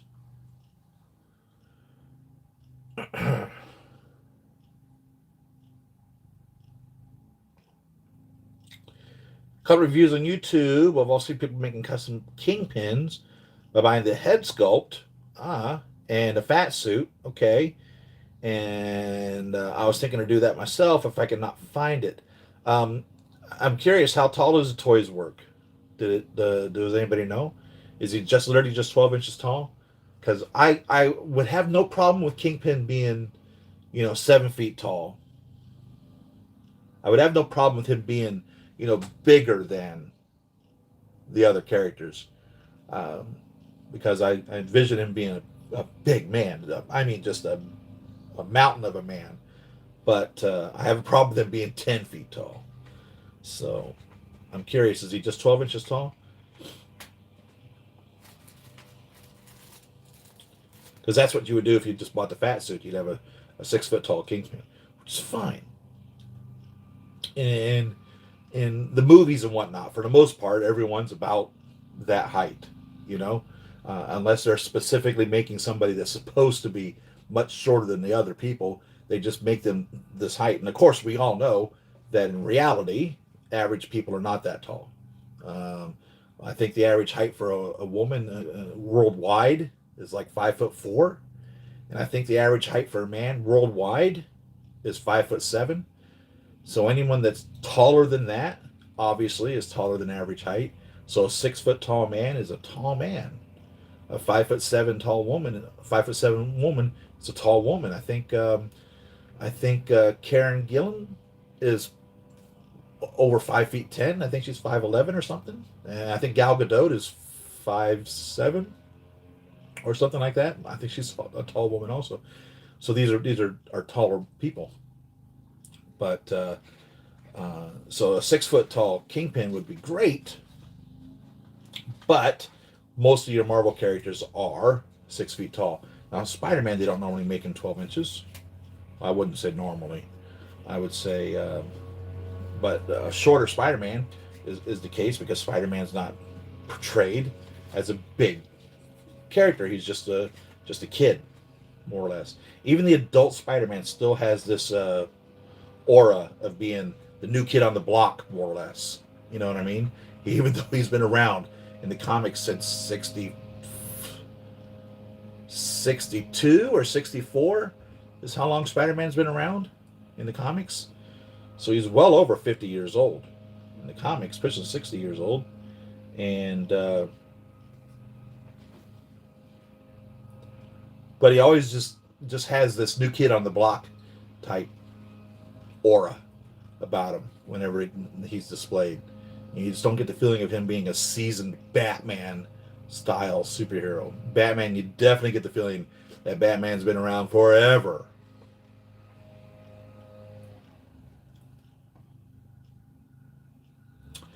That's good advice about not throwing her things away. That's why I'm kind of starting with the clothes, because these are things that you know I I just really don't have any need for her clothes.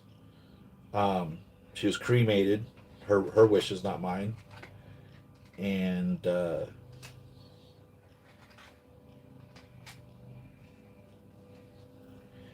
I wouldn't feel right should someone come into my life. I wouldn't feel right them wearing her clothes. If they were the same size. Um, I just don't have any need for her clothes. You know, she wasn't. It wasn't like as if she had a military uniform, or like as if she was a police officer and had a police uniform or anything along that line that I'd want to hold on to. Um, so I guess the clothes would be the easiest thing to get rid of. I already asked her daughter if she wanted any of the clothes, and she told me there was one item she wanted me to look out for, which I've never seen. But if that comes across, of course, I'll give her that. But she said for the most part, other than that, she had no need for any of the clothes herself either. So Goodwill, Salvation Army, probably Salvation Army. We will all send them. Hopefully they'll make somebody happy.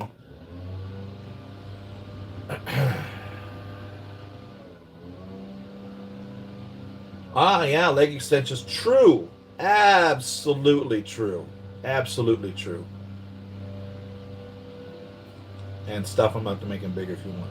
Absolutely true, jail beats. As long as there's enough length in the pants. So if they've tailored the pants to be exactly on the foot, then you're going to have a problem with leg extenders.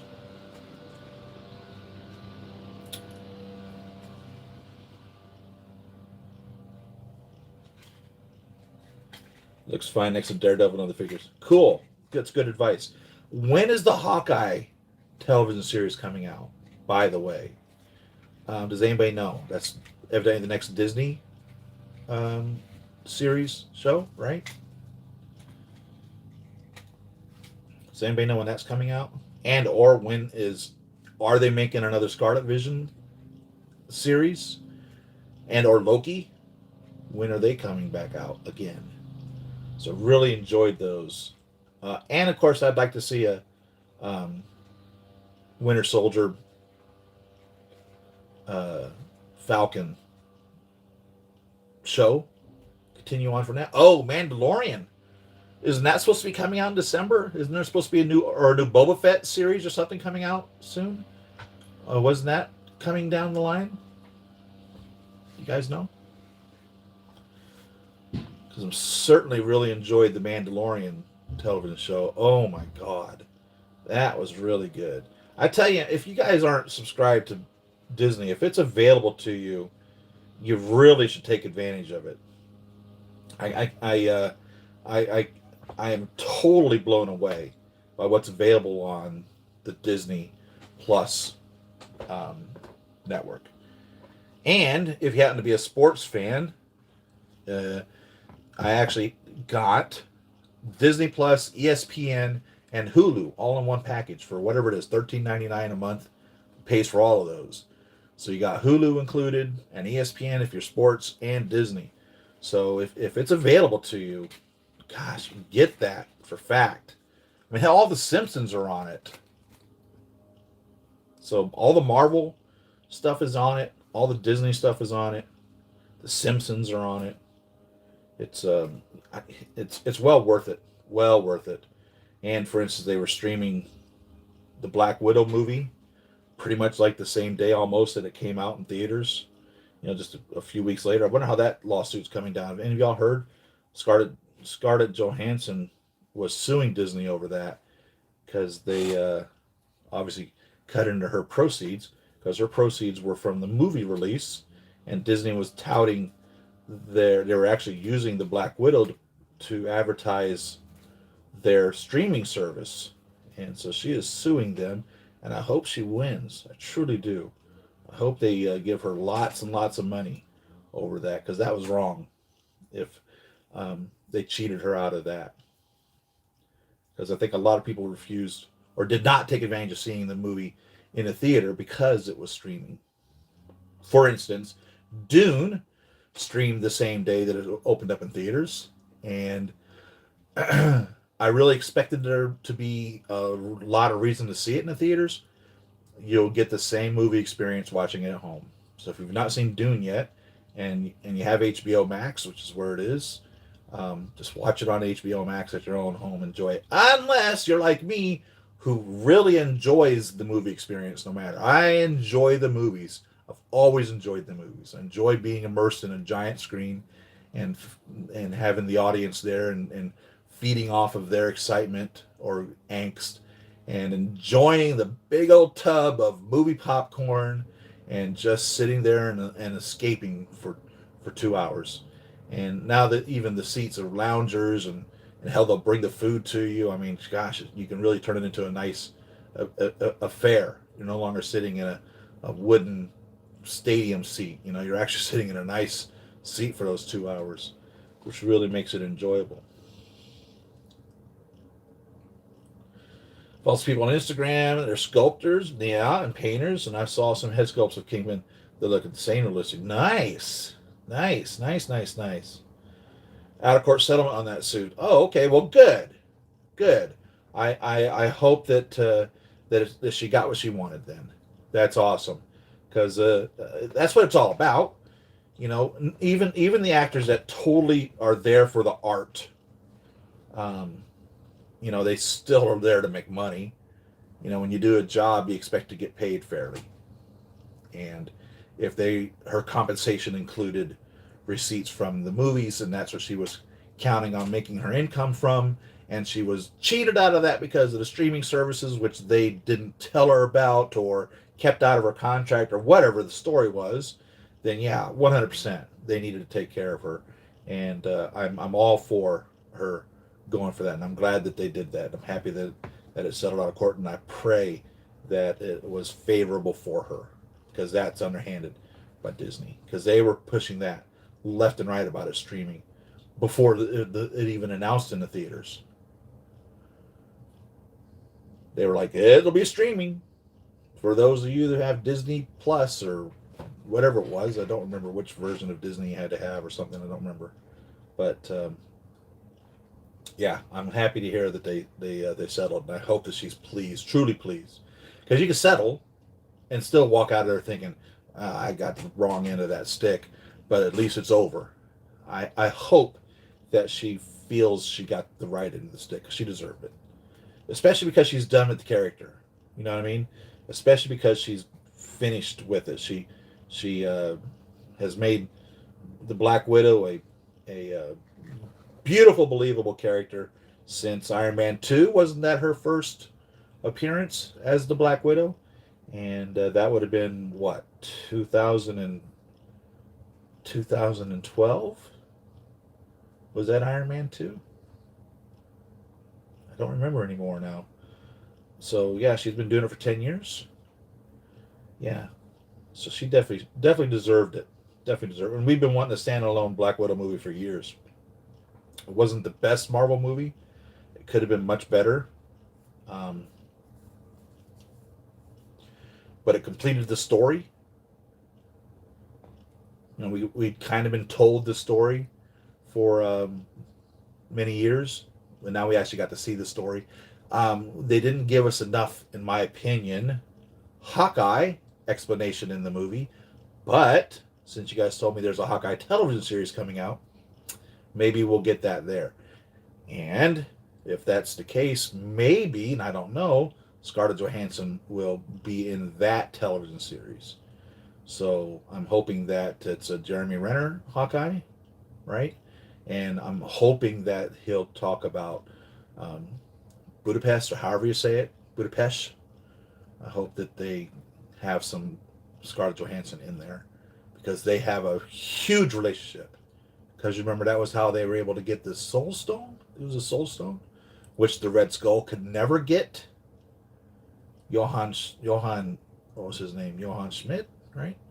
He could never get it because he couldn't surrender or sacrifice that which he truly loved. So he was eternally damned to be the keeper of the stone, because he couldn't get the stone himself. But they were equally able to sacrifice each other, because that was who they truly loved. Deep relationship there. Deep relationship. And that's how Hawkeye got the stone, because he was able to sacrifice Black Widow. More or less. It's undisclosed, but I saw something that estimated she got 40 million. And I don't know what that translates to. I mean, I don't know if that's a proper dollar amount or not. That's a lot of money. And I would hope that she would get that. I know that Robert Downey Jr. reportedly only received $5 million initially from the first Iron Man movie. Now, I don't know what he got beyond that from receipts and commissions and you know, how would they do that? By, I don't know, movie receipts, I guess, and DVD sales and all that. I don't know how much he got beyond that, because I remember then they were saying that when Brie Larson did Captain Marvel, she got $50 million. And they were saying, you know, people were talking about, there's a disparagement in the fair wage of actors and actresses. And I'm thinking, Robert Downey Jr. got $5 million, and he's been acting since he was a kid. And Brie Larson comes from where? And got an Oscar, which I think was bull. So tired of the Oscars. It's baloney. So, but no, I don't think she was worth $50 million.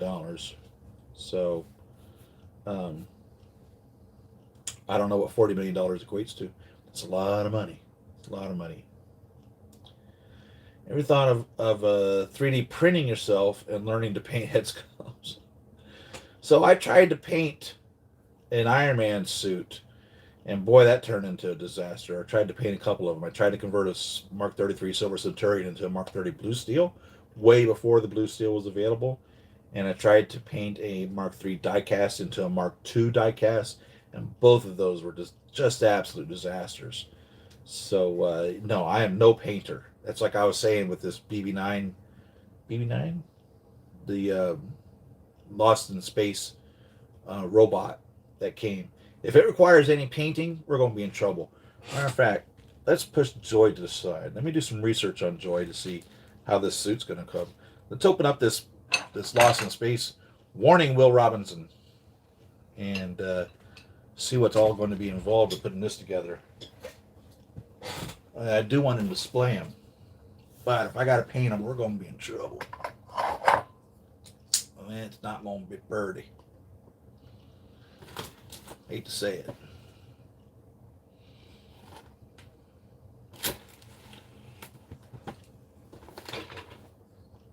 It's definitely a model. It definitely has to be assembled.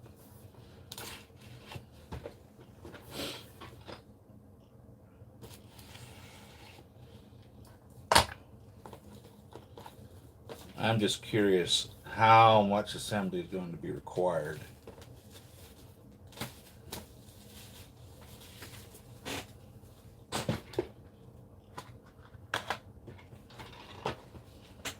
Not BB9, B9. B9. BB9 is the black droid from Star Wars. BB8 and BB9.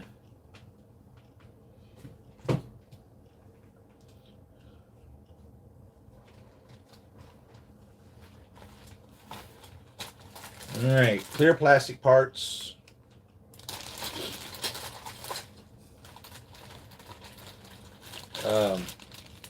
Light gray parts.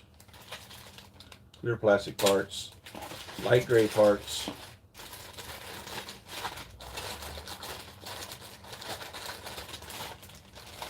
And a few dark gray parts. Yeah, we're going to be in trouble. We're going to be in trouble.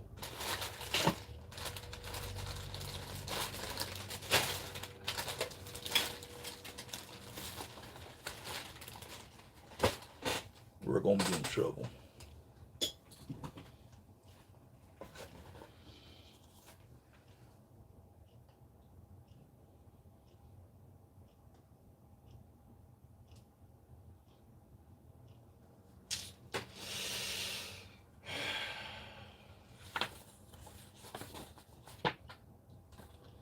Skill level 3, ages 15 and up.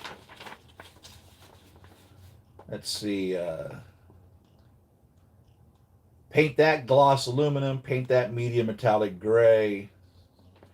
Paint that medium metallic gray with clear coat or light yellow hieroglyphs. Paint that medium metallic gray with clear or light yellow. Paint that clear amber. Jesus, I'm in trouble. Paint that brass. Paint that gloss aluminum. Paint that flat black. Paint that flat aluminum with gloss aluminum. They make aluminum in 2 different colors now? Oh, Jesus. Does that tell you anything? Medium metallic gray, yellow, aluminum. Oh, so you need aluminum, flat aluminum, and gloss aluminum. So you need 3 shades of aluminum. I'm in trouble. Red, gray, gloss dark gray, medium metallic gray, gloss black, gloss semi-opaque white. Gloss semi-opaque white. How the hell can it be semi-opaque and glossy? Chrome? Oh, various colors. See diagram back page.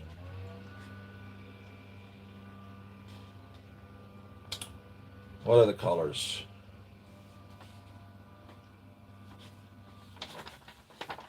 I'm in trouble. I am in trouble. Charcoal gray. Jesus, every version of gray you have to buy for this.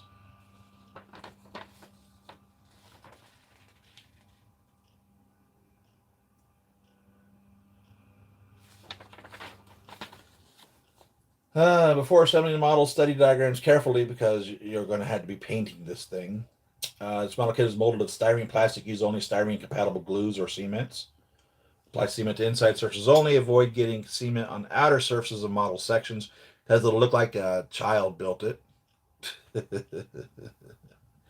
Use cement sparingly and avoid getting cement on hand so as not to mar or smear the plastic surfaces. Do not hurry. Work carefully and patiently. Before cementing, it is advisable to assemble parts dry without cement so that you may familiarize yourself with the parts and how they will fit together, noting the points where cement is to be applied. For best results, assemble the model in the order indicated. Build and paint in sub-assemblies to simplify the building and painting process. In some instances, you will want to paint individual parts before gluing them in place. Suggested paint colors are listed in bold, along with the part numbers and assembly diagrams. You may also refer to the photos on the packaging for color reference. Paint colors listed are only suggestions. Feel free to choose colors that you feel are more accurate or more to your liking. Paint in pink if you desire. Note that parts listed as gray, legs, arms, neck, and knees, can be left unpainted, or a satin finish medium dark gray Pantone 431C may be used. This effectively recreates the second season paint scheme of Robot B9. For a third season version, you may also apply a thin silver mist coat over the gray base coat. So there's 3 versions of this robot. There was another robot in the movie. Robbie, I think, is what he was. The bad robot. So I wouldn't mind having him either. He had legs. Decal application. There's decals in here? Oh, no. I didn't see any decals.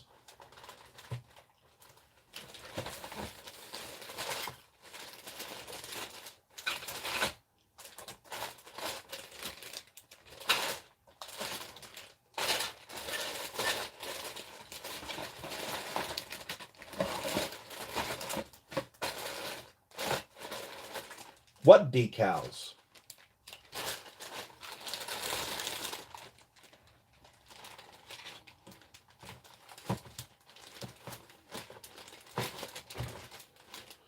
Not only am I in trouble, there's no decals.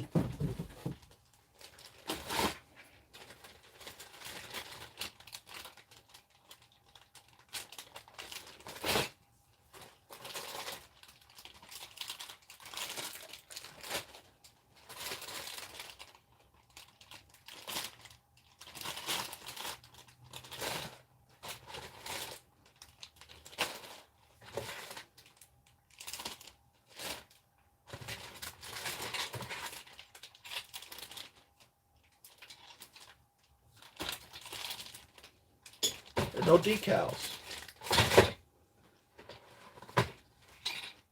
Oh, wait, what's this?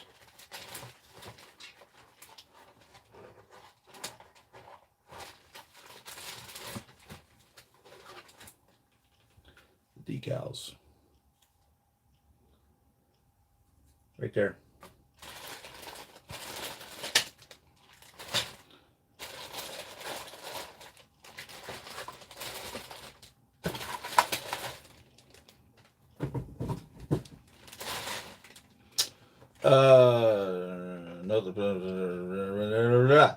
Apply decals only after paint is completely dry. Dip the decal in water for 10 seconds for best results. Mix 1 drop of common dishwashing detergent per cup of lukewarm water. Interesting. Place wet decal face up on a paper towel and wait 36 seconds until the decal is movable on paper backing. Wet the area the model will be applied to. Hold the decal face up in position on model and slide backing away from under it. Once positioned correctly, gently smooth out the decal and absorb excess water with a paper towel, cotton swab, or clean soft paintbrush. Let decals dry completely before applying any sort of dull coat or gloss coat to decal area if desired. And they have the little picture there of his little controls on his front of mint green, brown, silver, chrome, light brown, teal, light tan, light blue, and medium blue, in addition to aluminum and silver.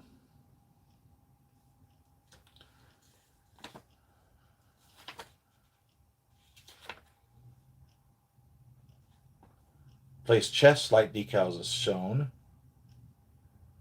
Small round chest lights, random combination of clear red, amber, green, and blue. Button gloss medium metallic gray with silver, light amber with chrome bezels, tape reel white sides with brown edge, 3 switches of chrome, interior walls are gloss white. Place the programming bay decals as shown. Yeah, I'm going to be in trouble. I wonder how terrible he'll really look. I've got a Bumblebee model I've never assembled. I've got some Star Trek ships I've never assembled because I'm not a model maker. Terrible at that kind of thing. Terrible. But I figured I'd give B9 a shot. See how bad we can do. See if we can complete a skill level 3 model. I'm sure I should be like a skill level 1. Paint the pieces and I'll just glue it together and pray that that goes well. Painter I am not. So, thanks for joining me. We'll definitely be here next week. I know I've got something coming. Somebody told me I got something coming. I've paid for something from somebody somewhere. Don't remember. Got pre-orders at Sideshow and Big Bad Toy Store and 1/6 Kit and 1/6 Outfitters and Toys Giants. I think are the places I have Giant Toys. And there's one other one that I'm forgetting that I have. Alter Ego. Alter Ego Toys are all the places I have pre-orders at. So Giant Toys, Alter Ego, Big Bad Toy Store, 1/6 Outfitters, 1/6 Kit, and Sideshow. I have pre-orders at all of those. And by the way, so when I ordered my rescue, which finally came, a few weeks back, I had commented that, you guys have heard me say for years, I'm the last person on the planet to get anything from Sideshow. This did not come from Sideshow. This came from Big Bad Toy Store or 1/6 Kid, or I don't even remember who it came from. But it didn't come from Sideshow. Sideshow still hasn't sent me my rescue. I've got a rescue coming from Sideshow. I noticed that yesterday when I was looking at my Sideshow pre-orders. Still on the list from Sideshow to get my rescue. Sideshow hates me. What can I say? Oh well. I watch nice classic movies like Pulp Fiction. Love Pulp Fiction.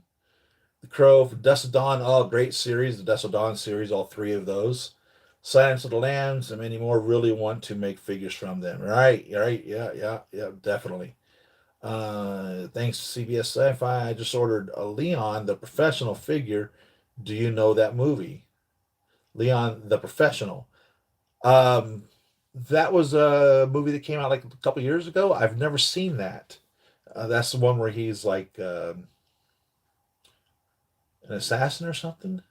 I don't know. I don't remember.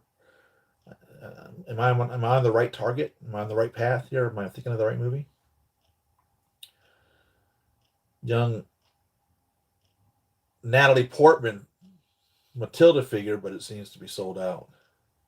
Thank you, CBS Sci-Fi. Thank you, Mini Maker. Thank you, thank you, thank you, thank you, Toy Mafia.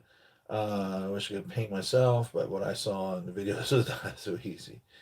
And things are for you anytime. Thank you very much, guys.